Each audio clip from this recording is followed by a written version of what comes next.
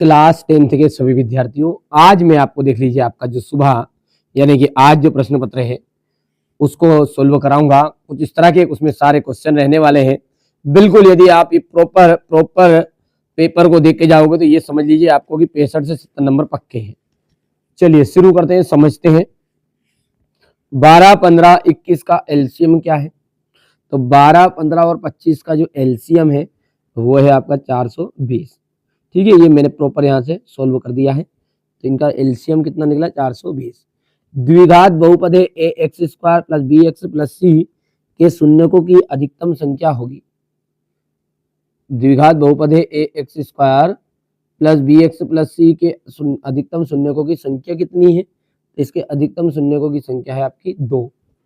ठीक है, जब a1 बाई a2 है इज इक्वल है b1 by b2 is equal है c1 बाई c2, तो समीकरण निकाय a1x b1y प्लस c1 बराबरी पे 0 तथा a2x b2y plus c2 equal to 0, तो इसका जो हल होगा वो क्या होगा?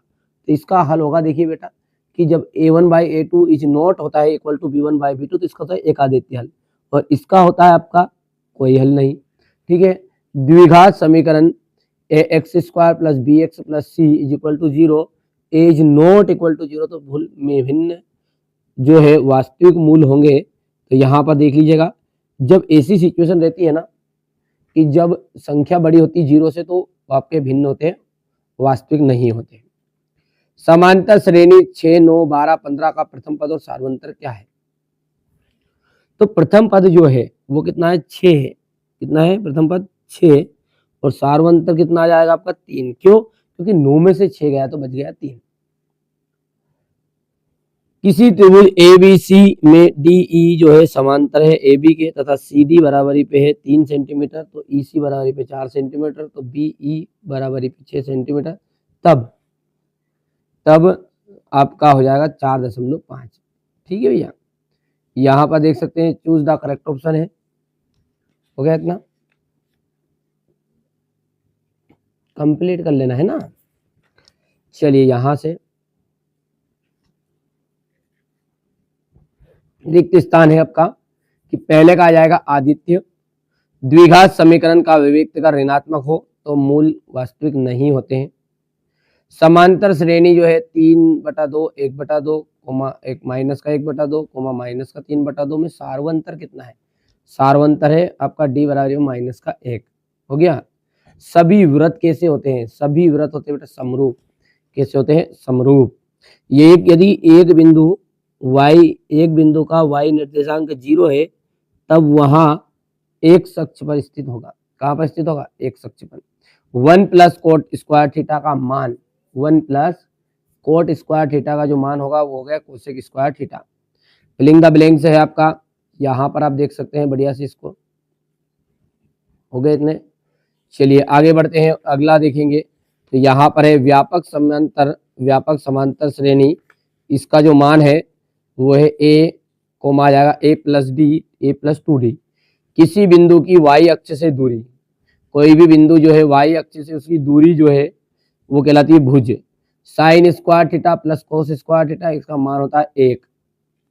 टेन 60 डिग्री का मान हो गया करनी में 3।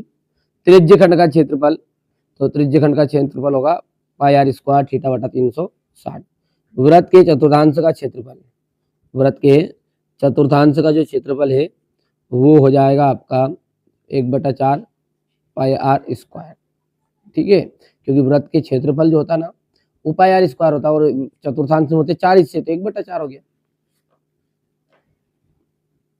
तो यहाँ से इंग्लिश मीडियम वाले बच्चे ले लेंगे स्क्रीनशॉट। किसी वर्ग समीकरण के चर के दोनों मान उस वर्ग समीकरण के क्या कहलाते हैं? कि जो मान रहते हैं ना, कोई भी जैसे x का मान निकालते हैं अपन समीकरण को हल करते करते, या y का मान निकालते हैं, किसी का भी निकालते हैं, तो वो कहलाते हैं मूल। मूल बिंदु से बिंदु x, y की दूरी ज्ञात कीजिए, तो x square plus y square. किसी बाह्य बिंदु से वृत्त पर अधिकतम स्पर्श रेखाएं खींची जा सकती है, तो कोई भी बाह्य बिंदु से वृत्त पर अधिकतम 2 स्पर्श रेखाएं खींची जा सकती है। समीकरण जो है a x square plus b x plus c equal to 0 में बी स्क्वायर माइनस 4ac क्या है? ये विविक्त का है, क्या है, विविक्त का। वहां रेखा क्या कहलाती है, जो हमारी आंखों से सीधे भूमि के समांतर जाती है, तो कहलाती है क्षैतिज रेखा। क्या कहलाती है, क्षैतिज रेखा। वहां वृत्त, एक वृत्त की कितनी समांतर स्पर्श रेखाएं हो सकती है, तो एक वृत्त की समांतर स्पर्श रेखा हो सकती है 2। हो गया। इसके बाद में यहां पर देख लीजिएगा,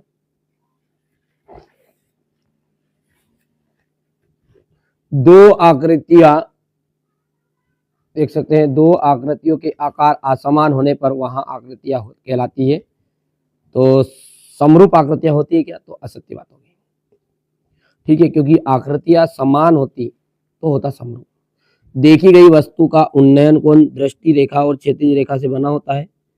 तो जबकि प्रेक्षक को वस्तु को देखने के लिए अपने सिर को नीचे की ओर झुकाना पड़ता है, तो नीचे की ओर जब झुकते हैं ना, तो वो कहलाता है आपका अवनमन कोण, और ये बोल रहे हैं उन्नयन कोण। दृष्टि रेखा प्रेक्षक की आंख, सॉरी ये तो हो गया, हाँ, दृष्टि रेखा प्रेक्षक की आंख और उस बिंदु को मिलाने वाली रेखा होती है, बिल्कुल राइट बात है।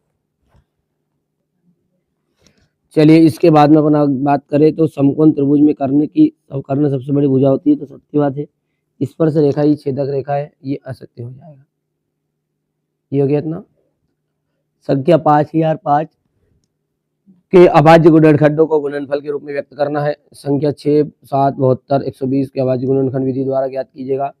सिद्ध कीजिए कि एक अपरिमेय संख्या है। करनी 3, जांच कीजिए कि क्या किसी प्राकृत संख्या n के लिए 6n अंक शून्य पर समाप्त हो सकती है। हो गया इतना। ये यहाँ पर देख लीजिएगा इतना, क्वेश्चन नंबर 8 है। ये एक द्विघात बहुपद ज्ञात कीजिए जिसके शून्यकों का योग गुणनफल क्रमशः 1 और 1 है। 4u की घात 2, 8u की घात 2, 8u के शून्य ज्ञात कीजिए। यहाँ पर बात करें तो ये क्वेश्चन नंबर आपका 10 देख लीजिएगा। हो गया। चलिए इसके बाद में अपन बात करते हैं विलोपन विधि की। तो ये विलोपन विधि हो जाएगी, गुणनखंड विधि से द्विघात समीकरण के मूल ज्ञात कीजिए। प्रथम पद और सर्वतंत्र ज्ञात करना है यहाँ पे। ये क्वेश्चन नंबर आपका 13 हो जाएगा।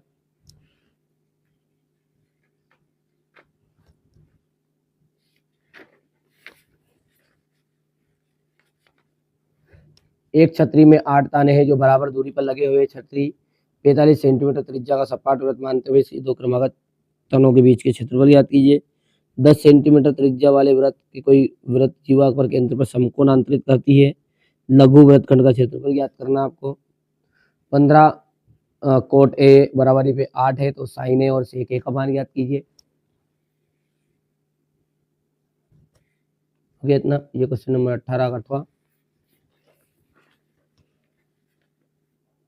ये क्वेश्चन नंबर 19, ये क्वेश्चन नंबर 19 का तो रहेगा। ये क्वेश्चन नंबर 20, ये क्वेश्चन नंबर 21 हो गया है। एक अर्धगोलाकार शंकु, एक ठोस एक अर्धगोले पर खड़े एक शंकु के आकार का है जिसकी त्रिज्या है 1 सेंटीमीटर तथा शंकु की ऊंचाई उसकी त्रिज्या के बराबर है। इस ठोस का आयतन पाई के पदों में ज्ञात कीजिए। भुजा 7 सेंटीमीटर वाले एक घनाकार ब्लॉक के ऊपर एक अर्धगोला रखा है। हो गया इतना। यदि किसी अंश में एक जोड़ दे तथा हर में एक घटा दे तो भिन्न एक में बदल जाती है। यदि हर में एक जोड़ दे और 1/2 हो जाती है तो वह भिन्न क्या होगी। कक्षा 10वीं के 10 विद्यार्थियों ने एक गणित की पहली प्रतियोगिता में भाग लिया। तो यदि लड़कियों की संख्या 4 से अधिक है तो प्रतियोगिता में भाग लेने वाले लड़कों की संख्या एवं लड़कियों की संख्या ज्ञात कीजिए। तो इस तरीके से ये जो पेपर था आपका प्रश्न पत्र था मैथ्स के लिए, एक तरह का पेपर और अपन ने आपके लिए प्रोवाइड किया है। दोनों प्रश्न पत्रों को जो बच्चा करके जाएगा बिल्कुल 75 में से 70 नंबर पक्का पाएगा। चलिए तो मिलते हैं अगले वीडियो में।